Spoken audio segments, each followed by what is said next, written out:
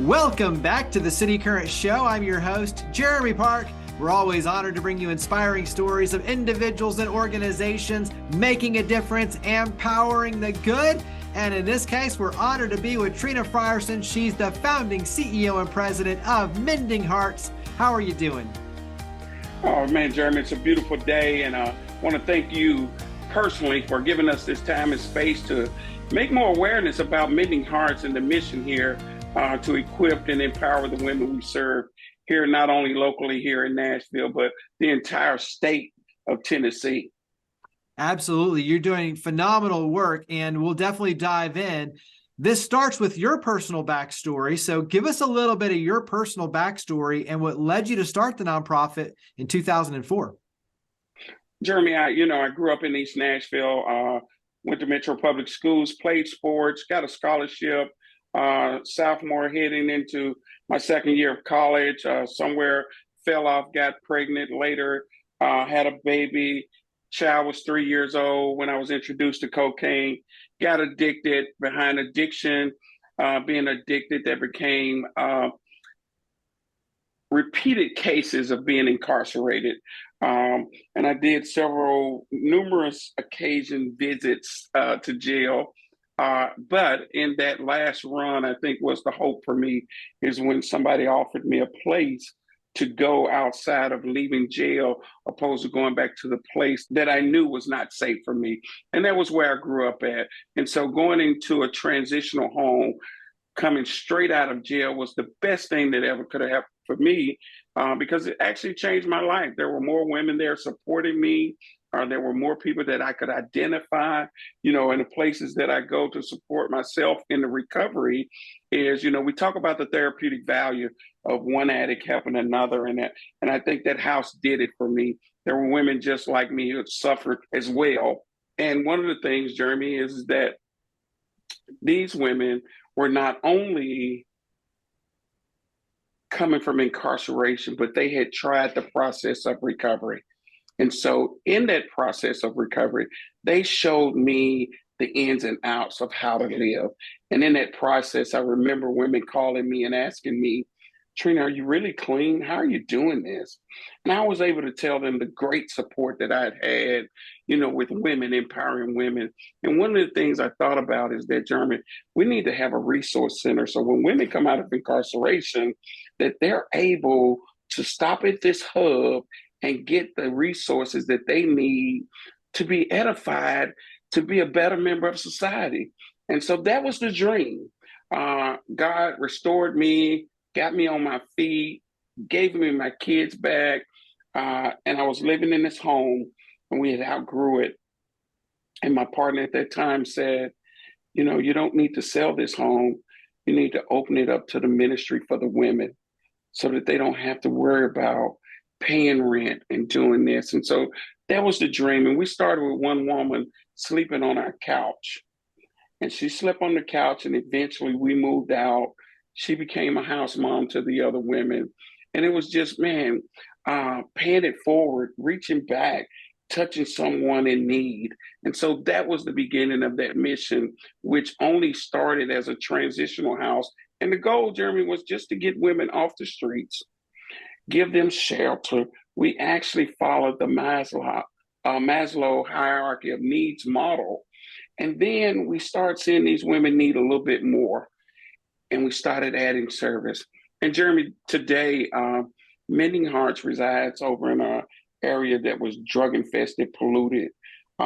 We've been blessed to buy out all those drug infested leases. And not only are we restoring the women, but we also restored this community over in the nations. And so before all the big fancy houses came over here, we were redeveloping drug-infested homes.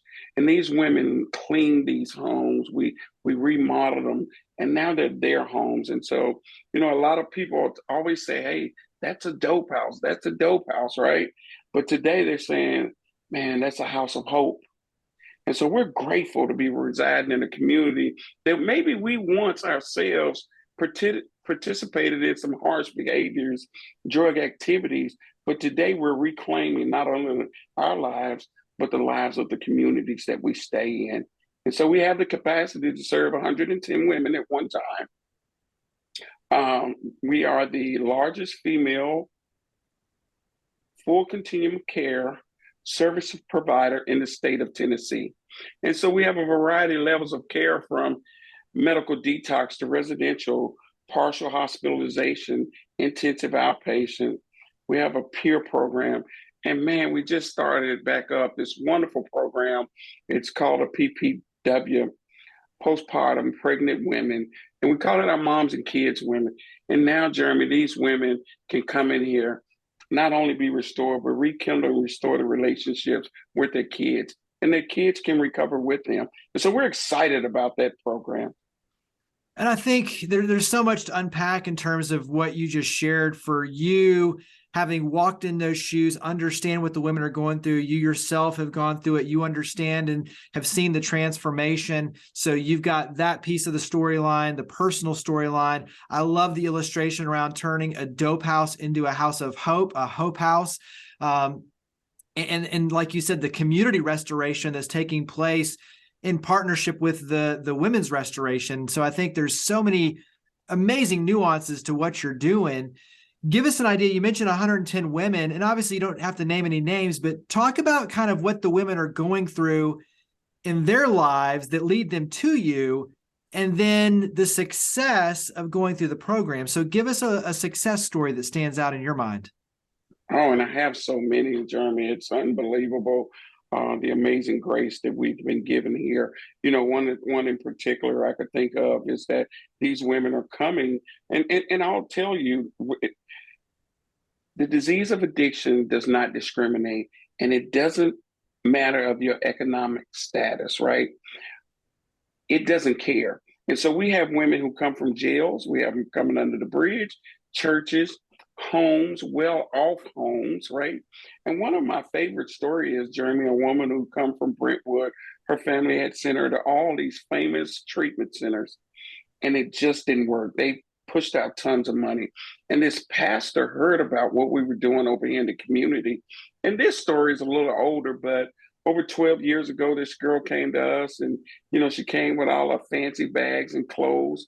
And one of the things that happened is we got her over here and we met her where she was. And she didn't believe that she could stay here because she didn't think that this was a certified place for her.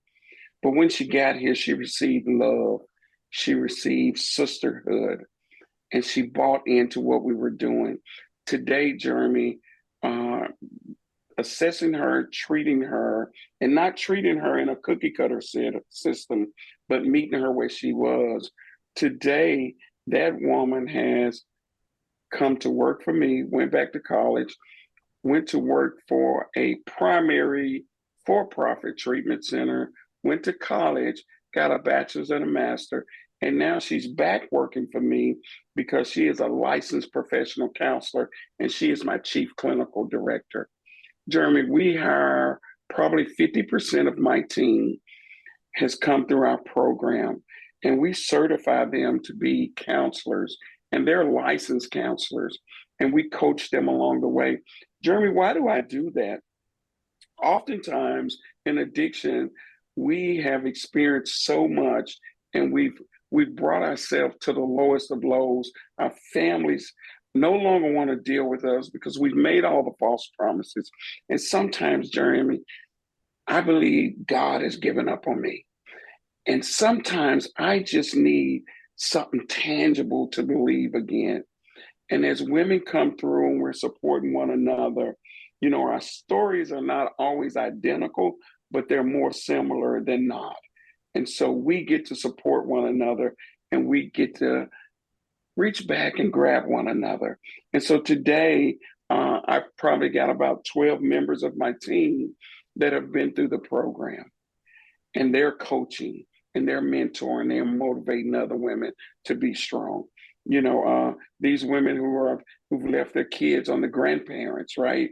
Who believe that they are not capable or fit to be restored to that relationship. We're showing them how to slowly walk back into their children's life with support.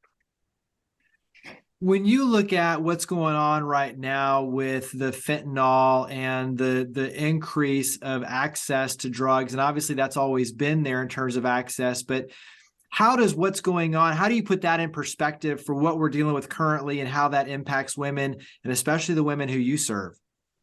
Because this is a female program. We serve only women here. Uh, One of the things I know just from my personal experience of being out there in addiction, right? Let's just talk about addiction. Addiction itself is deadly, but now we have the fentanyl.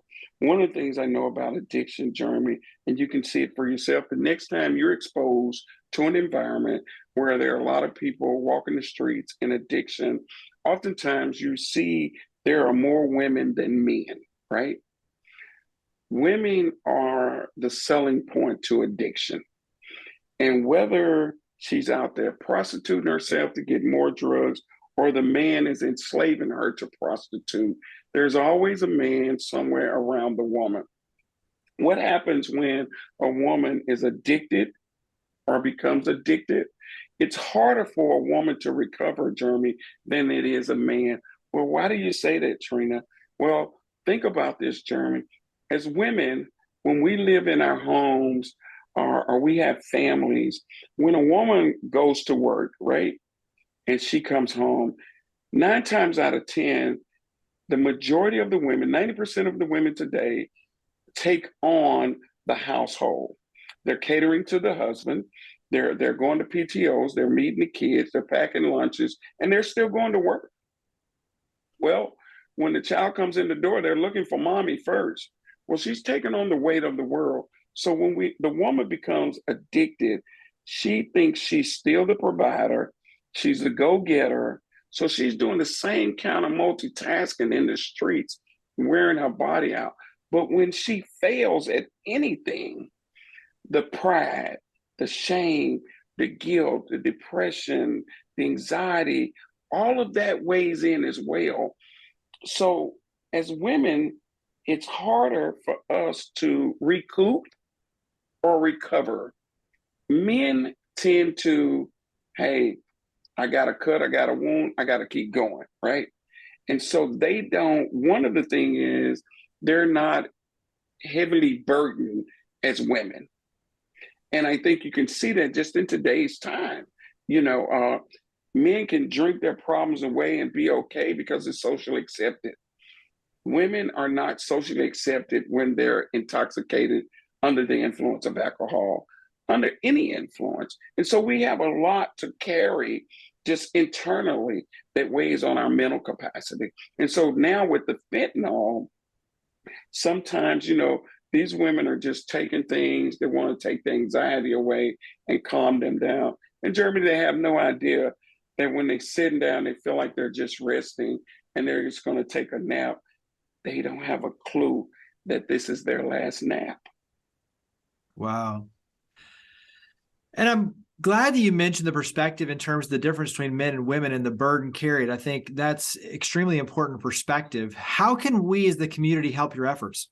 As a nonprofit, one of the key factors is people are always looking for dollars to provide the service. We always need dollars to keep the lights on. But Jeremy, I'm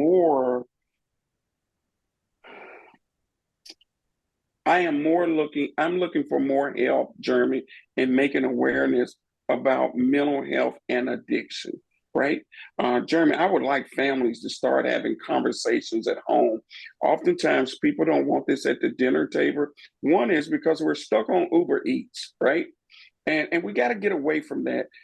We're meeting the kids at the soccer games or the football games, and we're driving up and getting them dinner, and we're sending them to do homework. But we're not having conversations back at the dinner table. And I think we got to start having that, because if you have a kid at home and he plays soccer, and guess what, Jeremy? He fractures his ankle or his leg. He's gone to the doctor. They give him pain pills. Well, guess what? He took a pain pill and he feels so energized and like a superhero. Well, guess what? He's going to be yearning that for more. We've got 12 and 13-year-old athletes becoming addicted to pain meds, right? Well, the pain meds in itself, Jeremy, are now there are so many false pain pills on the street that look like the doctor wrote it. Then we've got to make our kids aware. We got to make our family members aware that if we're starting to feel good and we want this more than normal, then we may need to look and see if we have some kind of addiction. But the other piece is, Jeremy, addiction runs through every family. And I think every family needs to figure out where it started. Hey, we know that grandpa had an alcohol problem. That's an addiction. If we're not careful and we think that we have to have 5 or 6 drinks a day of alcohol opposed to a nightcap, then we may have a problem. Jeremy, I think bringing awareness to our community is the number one key. I think supporting agencies who are serving the most vulnerable populations, because I'll say you need to support this agency, not because it's doing just great work, it's meeting a need. And we don't want to wait until it's our family member before we want to reach out and help. You have a program that I want you to touch on, Lend Your Heart. And so talk about Lend Your Heart. So Lend Your Heart is a program more of coming in, being of service, right? And you're able to give. You can lend your heart in many of ways. So if you have a gift, we have programs here where you can come and volunteer. You can even come and decorate a home. You can bring in more volunteers.